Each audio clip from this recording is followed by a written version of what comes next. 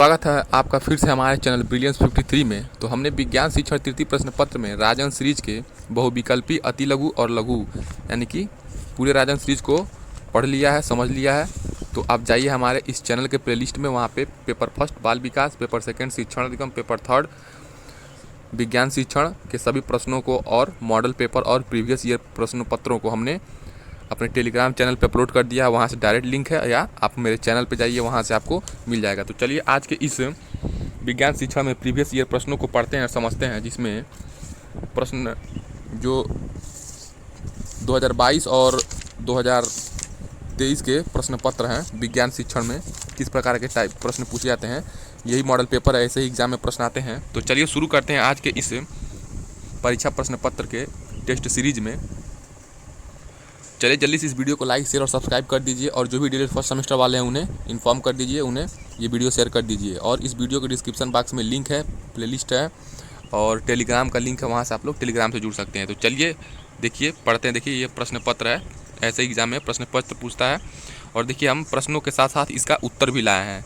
तो ऐसे ही एग्जाम में लिखने की टेक्निक है, ऐसे ही लिखना है एग्जाम में। देखिए ऐसे ही है। तो चलिए शुरू करते हैं। कोशिका भित्ति पाई जाती है। तो कोशिका भित्ति किसमें पाई जाती है? पादप कोशिका में, जंतु कोशिका में, पादप तथा जंतु कोशिका दोनों में, इनमें से कोई नहीं। तो कोशिका भित्ति किसमें पाई जाती है? पादप कोशिका में पाई जाती है। यौगिक का उदाहरण है। तो यौगिक का उदाहरण कौन सा है? तो आपको पता है वायु भी क्या है? मिश्रण है, क्योंकि वायु में बहुत सारे विभिन्न प्रकार की गैसें हैं। मिश्रण क्या होता है? विषमांगी होता है। धुआं भी क्या है? विषमांगी है। ठीक है। चीनी का विलयन, ठीक है, ये भी क्या हो जाएगा? मिश्रण में हो जाएगा। लेकिन ये जो चीनी है क्या है? ये कंपाउंड है,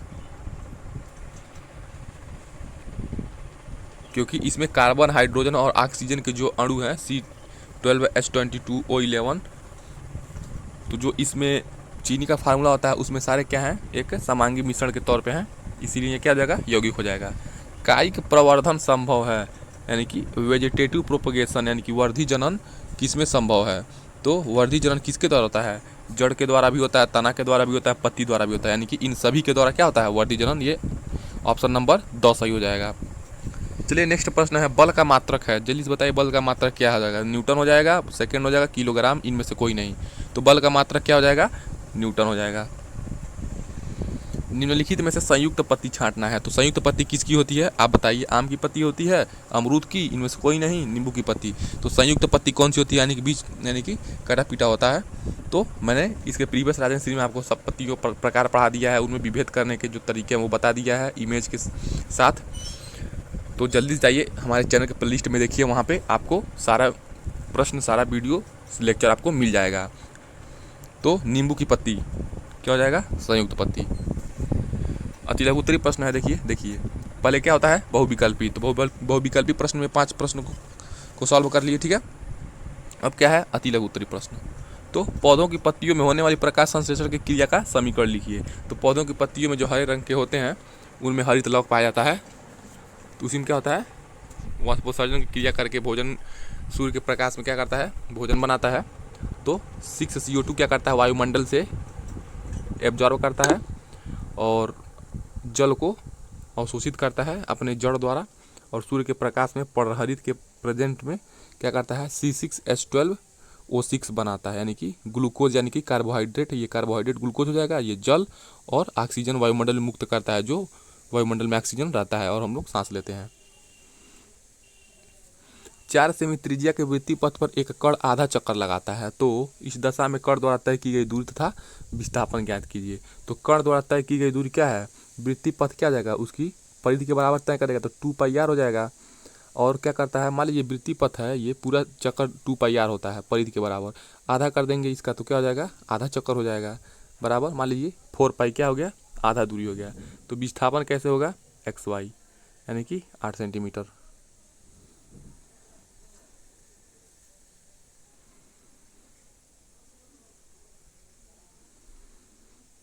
प्रश्न नंबर 8 है, पुष्प के मुख्य 4 भागों के नाम लिखिए। तो पुष्प के मुख्य 4 भाग क्या होते हैं?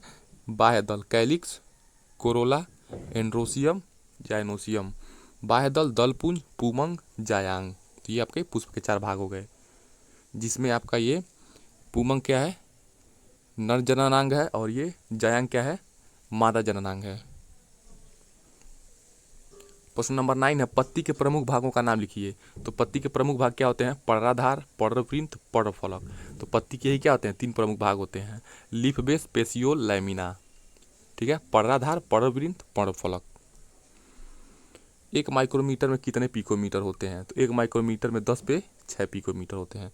तो 1 माइक्रो का साइन ये है, माइक्रो, 1 माइक्रोमीटर इक्वल्स टू 10 पे 6 पिकोमीटर हो जाएगा। बेलन की लंबाई तथा वृत्त के व्यास मापन के लिए किस यंत्र का उपयोग किया जाता है। ठीक है, तो बेलन की लंबाई तथा वृत्त के व्यास मापन के लिए वर्नियर कैलिपर से यंत्र का उपयोग किया जाता है। ठीक है, और देखिए लघुत्तरी प्रश्न आ गया। तो देखिए प्रश्न नंबर 12 क्या होता है, लघुत्तरी प्रश्न हो जाता है। देखिए यहाँ पे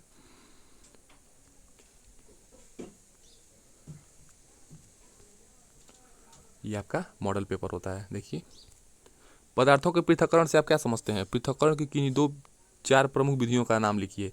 तो मिश्रण से उसके अवयवों को पृथक करने की प्रक्रिया क्या कहलाती है, पृथक्करण कहलाती है, सेपरेशन कहलाती है। मिश्रण में क्या होता है, विषमांगी होता है, उसमें बहुत सारे एलिमेंट्स, बहुत सारे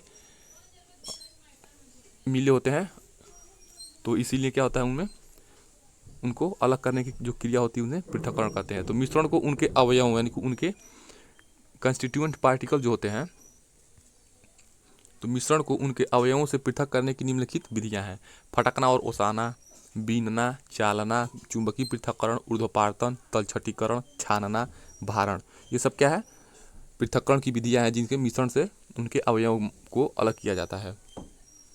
अपने आवश्यकता अनुसार जो अलग करना होता है उन्हें हम लोग कर लेते हैं। भोजन एकत्रीकरण हेतु मूसला जड़ों में होने वाले रूपांतरण के प्रकारों के उदाहरण से बताइए। तो आपको पता है मूसला जड़ों का रूपांतरण, मूसला जड़ें आमतौर पर खाद्य पदार्थों के संचय या संग्रह हेतु फूलकर अनेक प्रकारों में रूपांतरित हो जाती है, जो निम्नानुसार है। आपको पता है जो मूसला जड़ होती है वो क्या होती है, अपने खाद्य पदार्थों को संचित करने के लिए अपने जो होते हैं उनको जड़ों को क्या करती हैं, फूल कर क्या होती हैं, चपटी हो जाती हैं, या गोल हो जाती हैं, घड़े के समान हो जाती हैं, या शंकु रूप में हो जाती हैं, तो ये रूपांतरण हो जाता है। तो इसी के बारे में पढ़ना है। तो पहला क्या है, शंकु रूप जड़, यानी कि मूसला जड़ क्या होती हैं, सबसे पहले शंकु रूप जड़ में भी रूपांतरित होती है, यानी कि कॉनिकल रूट बन जाती है कभी कभी। ऐसे जड़ें आधार पर चौड़ी, शंकु कैसे होता है, शंकु ऐसे ही होता है ना। ठीक है, तो मान लीजिए आधार पर चौड़ी हो गई एवं नीचे की ओर क्या हुई, धीरे धीरे पतली होकर शंकु रूप धारण करती है, जैसे गाजर। ठीक है, गाजर क्या होता है, शंकु रूप जड़ होता है, कॉनिकल रूट होता है। फ्यूजी फॉर्म जड़ें, तो फ्यूजी फॉर्म जड़ें कैसी होती हैं, इन जड़ों में तने का आधार बीज पत्राधार हाइपोकोटिल फूला हुआ होता है, यानी कि इन जड़ों में तने का जो आधार होता है, मान लीजिए इन जड़ों में जो तने का आधार होता है, ये जो तने का आधार होता है ये क्या होता है, ये फूला हुआ होता है, मान लीजिए ऐसे फूल गया है। ठीक है, इसके नीचे के जड़ का भाग पतला, यानी कि इसके नीचे का जो जड़ का भाग होता है पतला होता है। इस कारण से कुल मिलाकर ऐसी जड़ें ऊपर से सकरी, बीच में फूली, मान लीजिए ऊपर सकरी, बीच में फूली एवं नीचे फिर सकरी होकर शंकु के आकार की होती हैं, जैसे मूली। ये क्या हो जाएगा, मूली हो जाएगा। यानी कि पहला गाजर, शंकु रूप जड़ का एग्जाम्पल गाजर, फ्यूजी फॉर्म का मूली, कुंभी रूप जड़ नैपी फॉर्म रूट का, कुंभी रूप जड़ नैपी फॉर्म रूट का। इन जड़ों में बीज पत्राधार फूलकर लट्टू जैसा गोल हो जाता है। तो लट्टू ऐसे ही होता है, आपको देखिए लट्टू ऐसे, ठीक, जैसे सलजम, चुकंदर आदि, ये सब क्या है, कुंभी रूप जड़ें हैं। सलजम हो गया, चुकंदर हो गया, ये सब क्या है, कुंभी रूप जड़ें हैं। केदिल जड़ें, ट्यूबरस रूट, ऐसी जड़ें मोटी एवं किसी भी आकार में फूली होती हैं, जैसे मिराबिलिस क्या होती है, केदिल जड़ें होती हैं। इस प्रकार हमने मूसला जड़ के रूपांतरण में अपने भोजनों को संचय करने के लिए रूपांतरित हो जाती हैं। तो शंकुरूप जड़ें एग्जाम्पल गाजर, फ्यूजी फॉर्म आपका एग्जाम्पल हो जाएगा रेडिस मूली, कुंभी रूप नैपी फॉर्म आपका सलजम चुकंदर, केदिल जड़ें मिराबिलिस। देखिए नेक्स्ट क्वेश्चन है कायिक प्रवर्धन यानी कि वर्धी जनन, वेजिटेटिव प्रोपगेशन के बारे में बताना है। कायिकी प्रवर्धन से आप क्या समझते हैं, कायिकी माने कोई भी वेजिटेटिव पार्ट, मतलब जो नहीं था साग सब्जी वाला पार्ट्स, तो वेजिटेटिव पार्ट्स प्रवर्धन से आप क्या समझते हैं। पत्ती द्वारा कायिकी प्रवर्धन के उदाहरण से समझाइए, यानी कि मान लीजिए पत्ती है, उसमें वेजिटेटिव प्रोपगेशन कैसे करेंगे कि ये अपना नया जीव, नया स्पीसीज को जन्म दे। तो कायिक प्रवर्धन, वेजिटेटिव रिप्रोडक्शन क्या होता है, माली गुलाब की एक टहनी लेकर, जैसा कि आपको पता है गुलाब की टहनी को हम एक जगह से काट के दूसरी जगह लगा देते हैं तो फिर से वो नया गुलाब उत्पन्न हो जाता है। तो कायिक प्रवर्धन क्या होता है, माली गुलाब की एक टहनी लेकर उसे जमीन में गाड़ देता है। ठीक, अनुकूल परिस्थिति में इस टहनी से गुलाब का नया पौधा बन जाता है। ठीक, पौधे की किसी भी कायिक अंग जैसे पत्ता, तना अथवा जड़ का उपयोग नया पौधा तैयार करने में कर सकते हैं। इस प्रक्रिया को कायिक प्रवर्धन कहते हैं। यानी कि मान लीजिए कोई भी अनुकूल परिस्थिति है, उसमें अगर पत्ते की टहनी से गुलाब का नया पौधा बन जा रहा है तो उसमें कोई भी पत्ता हो गया, तना हो गया या जड़ हो गया, उसको हम नया पौधा तैयार कर सकते हैं। तो इसी प्रक्रिया को क्या कहते हैं, कायिक प्रवर्धन, वेजिटेटिव रिप्रोडक्शन कहते हैं। इस विधि का उपयोग प्रायः उच्चवर्गीय पौधों, विशेषतः उद्यान में लगाने वाले तथा फल देने वाले पौधों में किया जाता है। ठीक है, पौधों में कायिक प्रवर्धन एक सामान्य विधि है। उदाहरण अमरूद, शकरकंद तथा पुदीने की छोटी छोटी जड़ों पर अपस्थानिक कलियां होती है। यानी कि अमरूद हो गया, शकरकंद हो गया, पुदीना हो गया, ये क्या होती हैं, अपस्थानिक कलियां होती हैं, उनके जड़ों पे है। ये कलियां अनुकूल परिस्थितियों में वृद्धि करके पूर्ण विकसित पौधा बना देती हैं। तो इस प्रकार ये क्या होती हैं, ये कलियां अनुकूल परिस्थितियों में क्या करती हैं, वृद्धि करके पूर्ण विकसित पौधा बना देती हैं। तो इस प्रकार हमने उनके बारे में पढ़ लिया है। तो कायिक प्रवर्धन हो गया आपका। नेक्स्ट क्वेश्चन है आपका 15वां क्वेश्चन है, किसी वस्तु का रेखीय संवेग कब संरक्षित रहता है। तो आप बताइए, किसी वस्तु का रेखीय संवेग कब संरक्षित रहता है, स्पष्ट करना है। तो किसी वस्तु का लीनियर मोमेंटम कब कंजर्व रहता है, ये बताना है। तो संवेग संरक्षण का नियम क्या है, चलिए देखते हैं। यदि दो अथवा दो से अधिक वस्तुओं के समुदाय पर कोई बाह्य बल कार्य न करे तो समुदाय का संयुक्त संवेग नियत रहता है। इसे संवेग संरक्षण का नियम कहते हैं। ये न्यूटन के तृतीय नियम के क्या है, तुल्य है। तो संवेग संरक्षण का सिद्धांत क्या है, न्यूटन के तृतीय नियम के अनुसार है। प्रश्न नंबर 16 क्या है, तत्व तथा यौगिक में अंतर क्या है। एलिमेंट और कंपाउंड में आपको डिफरेंसेस बताना है। तो तत्व क्या होते हैं, एलिमेंट क्या होते हैं, वे पदार्थ जो एक ही प्रकार के परमाणुओं से मिलकर बने होते हैं वो क्या होते हैं, एलिमेंट्स कहलाते हैं। जैसे फेरस, कोबाल्ट, निकल, कॉपर, जिंक। ठीक है, ये सारी क्या है, एलिमेंट है। कंपाउंड क्या है, दो या दो से अधिक तत्व, यानी कि मान लीजिए एक या दो से अधिक एलिमेंट हो गया, उसके निश्चित अनुपात में यानी कि फिक्स रेशियो में मिलाना है, उनको कंबाइन करके क्या होगा, एक नया पदार्थ बनता है, उसे क्या कहते हैं, कंपाउंड कहते हैं। इस प्रकार हम एलिमेंट और कंपाउंड में डिफरेंसेस जान चुके हैं। चलिए प्रश्न नंबर 17 को हम पढ़ते हैं। देखिए, दोलन तथा कंपन गति, ऑसिलेशन तथा वाइब्रेटरी मोशन में उदाहरण सहित अंतर स्पष्ट करना है। तो दोलन गति क्या होता है, मान लीजिए जब कोई अपने माध्य स्थिति के इधर उधर गति करता है तो उसे दोलन गति कहते हैं। और कंपन गति क्या कहता है, एक निश्चित या फिक्स स्थान के बीच में अगर इनके कण गति कर रहे हैं तो ये क्या हो गया, वाइब्रेटरी मोशन हो गया। ठीक है, जैसे सितार की जो तार होते हैं, दोलन गति में क्या होता है, झूला झूलता हुआ व्यक्ति। ठीक है, बीजांड की आंतरिक संरचना, तो बीजांड की आंतरिक संरचना क्या होती है, ऐसे ही होती है बीजांड की आंतरिक संरचना। ठीक, इसमें भ्रूण होता है, ये बीजांड द्वार होता है, ये बीजांड काय है। हमने प्रीवियस वीडियो में बता दिया आपको, वहाँ से आप लोग जाके देख सकते हैं। देखिए, ये दूसरा मॉडल पेपर है वर्ष 2023 का, हल प्रश्न पत्र विज्ञान का, प्रथम सेमेस्टर में। चलिए इसमें हम लोग पढ़ते हैं। देखिए, एक साल का हमने प्रीवियस ईयर प्रैक्टिस कर लिया है, समझ लिया, वहाँ से मैक्सिमम क्वेश्चन आपके फंसेंगे। तो ये बहुत इंपॉर्टेंट सेशन चल रहा है, तो इसे आप स्किप ना करें, जल्दी से जल्दी इस वीडियो को देखते रहें, समझते रहें, जो ना समझ आए कमेंट करते रहें। तो चलिए प्रश्न नंबर विज्ञान है, वस्तुनिष्ठ प्रश्न, यानी कि मल्टीपल चॉइस पहले आता है। तो मल्टीपल चॉइस में पहला क्या है, ऊर्ध्वपातर पदार्थ नहीं है, यानी कि सबलाइम सब्सटेंस नहीं है। नौसादर, नमक, आयोडीन, कपूर। तो आपको पता है नौसादर भी क्या है ही, नमक नहीं है, कपूर तो है ही, आयोडीन है। नौसादर, आयोडीन, कपूर क्या है, ये ऊर्ध्वपातर है, नमक नहीं है। निम्नलिखित में कीटभक्षी पौधा है, तो निम्नलिखित में कीटभक्षी पौधा कौन सा है, निपेंथिस, सनड्यू, वीनस फ्लाईट्रेप, उपर्युक्त सभी। तो कीटभक्षी क्या होता है, उपर्युक्त सभी होता है। प्रश्न नंबर 3 क्या है, नमक के विलयन से नमक प्राप्त करने की विधि क्या है। तो नमक के विलयन से प्राप्त करने की जो विधि होती है, वाष्पन, छानना, निथारना, इनमें से कोई नहीं। तो नमक के विलयन से नमक प्राप्त करने की जो विधि होती है उसे क्या कहते हैं, वाष्पन। मान लीजिए नमक का विलयन है, ये मान लीजिए किसी पात्र में ये नमक, मान लीजिए ग्लास ही है, इसमें नमक का विलयन है, नमक और पानी का विलयन है। तो इसे क्या करेंगे, इसे गर्म करेंगे या धूप में रखेंगे तो क्या होगा, पानी उड़ जाएगा वाष्प बन के, नमक नीचे तलछटी में बैठ जाएगा, तो ये क्या हो जाएगा, वाष्पन विधि हो जाएगा। द्रव्यमान का मानक मात्रक है, तो द्रव्यमान का आपका MKS सिस्टम में क्या होता है, किलोग्राम होता है। प्रकाश संश्लेषण में उत्पन्न होने वाली ऑक्सीजन निकलती है। तो प्रकाश संश्लेषण में जो ऑक्सीजन उत्पन्न होती है, सबसे पहले क्या करते हैं, पौधे के जो हरित लवक होते हैं उनमें प्रकाश संश्लेषण की जो क्रिया होती है, उनमें जो ये क्या करते हैं, सूर्य के प्रकाश में पराहरित के प्रेजेंट में क्या करते हैं, CO2 एब्जॉर्ब करते हैं और जल को जड़ से अवशोषित करके क्या करते हैं, ये भोजन बनाते हैं, C6H12O6 ग्लूकोज यानी कार्बोहाइड्रेट बनाते हैं और वाटर और ऑक्सीजन को मुक्त करते हैं। तो प्रकाश संश्लेषण में उत्पन्न होने वाली ऑक्सीजन कहाँ से निकलती है, तो आपको पता है ये जल से निकलती है। अति लघु उत्तरीय प्रश्न चलिए पढ़ते हैं। देखिए, रेन वाटर हार्वेस्टिंग से आप क्या समझते हैं। तो वर्षा जल को एकत्र करना ही रेन वाटर हार्वेस्टिंग कहलाता है। यानी कि वर्षा जल को संचय करने की जो विधि है वो क्या होती है, रेन वाटर हार्वेस्टिंग कहते हैं। जैसे छतों से पाइप लगाकर, ठीक है, मकान के नीचे वर्षा जल को एकत्र करना जो समय पर काम आ सके, जो कि अधिकांशतः राजस्थान में होती है। यानी कि छतों पे जो पाइप होती है, मान लीजिए ये छत है आपका, ये घर है, क्या करते हैं, मान लीजिए इस छत पे ऐसे पाइप लगा दिया जाता है और नीचे बर्तन रख दिया जाता है, यहाँ से पानी ऐसे लुढ़कते हुए आता है, इसमें संचित कर लिया जाता है और बाद में यूज़ किया जाता है।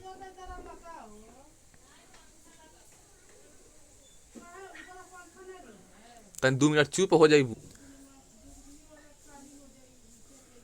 नियम, गति का तृतीय नियम क्या है, उदाहरण के साथ बताएं। तो आपको पता है गति का तृतीय नियम क्या है, एक्शन रिएक्शन। इस नियम के अनुसार प्रत्येक क्रिया को उसके बराबर परंतु विपरीत दिशा में प्रतिक्रिया होती है। ठीक है, माना कि ए एवं दो पिंड एक दूसरे पर बल आरोपित कर रहे हैं। मान लीजिए कोई एक पिंड ये है, एक पिंड ये है, ये इस पे फोर्स लगा रहा है F1 और ये फोर्स इस पे भी लगाएगा, F1 ही लगाएगा। ए पिंड द्वारा आरोपित बल बराबर, ठीक है, मान लीजिए पिंड ए है द्वारा आरोपित बल बराबर बी पिंड द्वारा, ये बी पिंड द्वारा ए पर आरोपित बल विपरीत दिशा में क्या होगा, दोनों क्या होगा, इक्वल होगा। तो यही होता है गति का तृतीय नियम। उदाहरण क्या हो जाएगा, घोड़ा गाड़ी को खींचते समय अपनी पिछली टांगों से पृथ्वी को पीछे की ओर दबाता है। जब आपको पता है जो घोड़ा होता है गाड़ी को खींचता है तो अपनी पिछली टांगों से क्या होता है, पृथ्वी को पीछे की ओर दबाता है, जिससे प्रतिक्रिया के रूप में पृथ्वी घोड़े पर आगे की ओर बल लगाती है और गाड़ी आगे बढ़ जाती है। इस प्रकार प्रश्न नंबर 8 क्या है, पदार्थ की कौन सी अवस्था है जिसमें पदार्थ का आयतन तो निश्चित होता है परंतु आकृति अनिश्चित होती है। तो आपको पता है जो पदार्थ की ठोस द्रव गैस तीन ही अवस्थाएं होती हैं। तो जिसमें जल है उसका आयतन निश्चित है लेकिन आकार क्या है, अनिश्चित है। ग्लास में रखेंगे तो ग्लास का शेप धारण कर लेगा, बाल्टी में रखेंगे तो बाल्टी का शेप धारण रख लेगा, ठीक है, जग में रखेंगे तो जग का शेप धारण कर लेगा। तो ये क्या है, द्रव इसका उदाहरण है। दूध की कोई आकृति नहीं होती, जितने बड़े बर्तन में रखा जाएगा उतना ही आकृति हो जाएगी। ठीक है, दोलन गति क्या कहते हैं, दोलन गति किसे कहते हैं, उदाहरण सहित समझाइए। तो जब कोई वस्तु अपने मध्य स्थिति के दोनों ओर गति करती है तो इस प्रकार की गति को दोलन गति कहते हैं। जैसे झूले में झूलते हुए बच्चे की गति, ठीक है, आपने झूला झूलते हुए जिस बच्चे को देखा उसमें क्या है, ये दोलन गति का एग्जाम्पल है। किसी स्प्रिंग में लटके पिंड से गति, ठीक, दीवार घड़ी के पेंडुलम की गति, ये सब क्या है, दोलन गति के एग्जाम्पल है। यौगिक किसे कहते हैं, तो यौगिक का एग्जाम्पल आप ये लिखिए, या दो से अधिक तत्वों को मिलाकर बनने वाले समांगी मिश्रण को यौगिक कहते हैं। जैसे, ठीक है, वो लिख सकते हैं, या तो यौगिक जल को कहते हैं। मृतोपजीवी से आप क्या समझते हैं, तो कुछ पौधे अपना भोजन स्वयं नहीं बना सकते। ठीक है, जैसे कुछ पौधे होते हैं जो अपना भोजन स्वयं नहीं बनाते हैं, दूसरे जीव जंतुओं पर निर्भर रहते हैं। ठीक है, ये अपना भोजन मृत एवं मृतोपजीवी मत नाम से यह स्पष्ट है, मृत एवं सड़े गले पदार्थों से ग्रहण करते हैं अपना भोजन। ऐसे पौधों को मृतोपजीवी कहते हैं। जैसे कुकुरमुत्ता, कुकुरमुत्ता क्या है, मृतोपजीवी है। लघुत्तरी प्रश्न है, देखिए प्रश्न नंबर 12 है, भोजन एकत्रीकरण हेतु तने में होने वाले रूपांतरण को उदाहरण सहित समझाइए। तो आपको पता है भोजन एकत्रीकरण के लिए तने में क्या क्या रूपांतरण होता है बताइए। यानी कि जब भोजन को जाइलम फ्लोएम के माध्यम से परिवहन, संवहन और एकत्र करने का जो प्रोसेस चलता है उसमें तने का क्या रोल है बताना है। तो तने के रूपांतरण, तने का मुख्य कार्य पत्तियों, पुष्पों एवं फलों को धारण करना।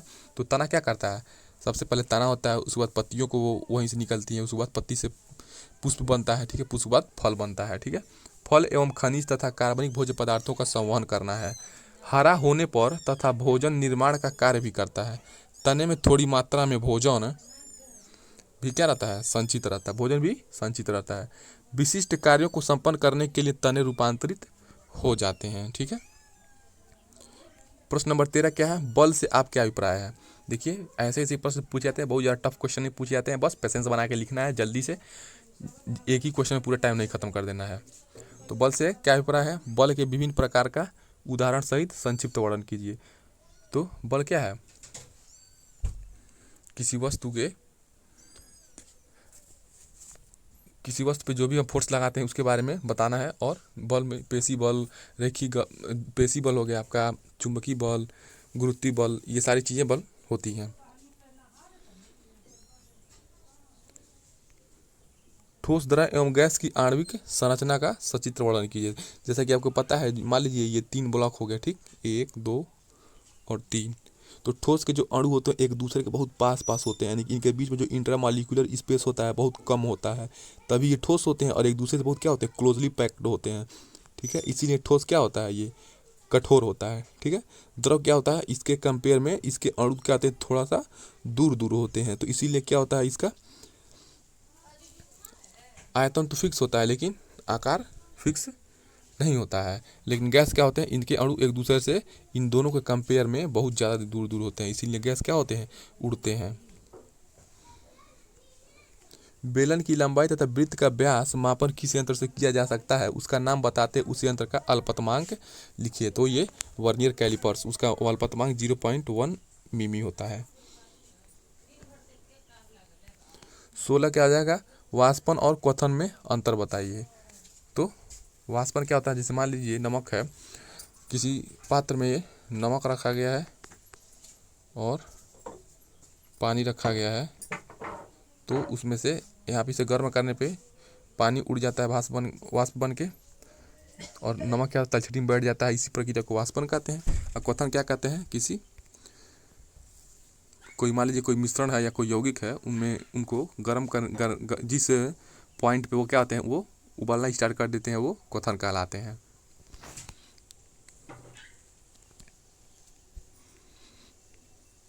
प्रश्न नंबर 17 है, ऊर्जा के नवीकरणीय तथा अनवीकरणीय स्रोतों से आप क्या समझते हैं, यानी कि परंपरागत गैर परंपरागत। तो ऊर्जा के नवीकरणीय स्रोत तथा अनवीकरणीय स्रोतों से आप क्या समझते हैं? नवीकरणीय स्रोत मतलब जो नए नए उपकरण वाले स्रोत हैं, और अनवीकरणीय मतलब जो नवीकरणीय नहीं है। उदाहरण देकर समझाइए। अनवीकरणीय यानी कि जो नवीकरणीय नहीं है, ठीक है। कच्चे तेल से प्राप्त होने वाले पेट्रोल और डीजल को कार, बस, ट्रक, ट्रेन, विमानों आदि को चलाने में काम लाया जाता है। इसी प्रकार केरोसिन व प्राकृतिक गैस को लैंप व स्टोव आदि में ईंधन के रूप में काम में लाया जाता है। हमें ज्ञात है कि कच्चा तेल, कोयला व प्राकृतिक गैस सीमित मात्रा में ही उपलब्ध है, इसकी पुनः प्राप्ति नहीं की जा सकती है या इसका बार बार प्रयोग नहीं किया जा सकता है, ठीक है। ये क्या हो जाएगा, अनवीकरणीय स्रोत हो जाएगा। नवीकरणीय स्रोत क्या हो जाएगा, नवीकरणीय स्रोत न केवल पर्यावरण अनुकूल है बल्कि प्रचुरता से भी उपलब्ध भी है। जैसे जल हो गया, पवन, सूर्य का प्रकाश, भूतापीय, समुद्री तरंगे, हाइड्रोजन व जैव भार आदि ऐसे हैं कुछ संभावित ऊर्जा के स्रोत हैं जो कि नवीकरणीय स्रोत कहलाते हैं। इस प्रकार नवीकरणीय और अनवीकरणीय में डिफरेंस हो गया। प्रश्न नंबर 18 है, पोषण के आधार पर पादप और जंतु में अंतर बताना है। तो न्यूट्रिशन के आधार पर क्या बताना है, प्लांट और एनिमल में डिफरेंस बताना है।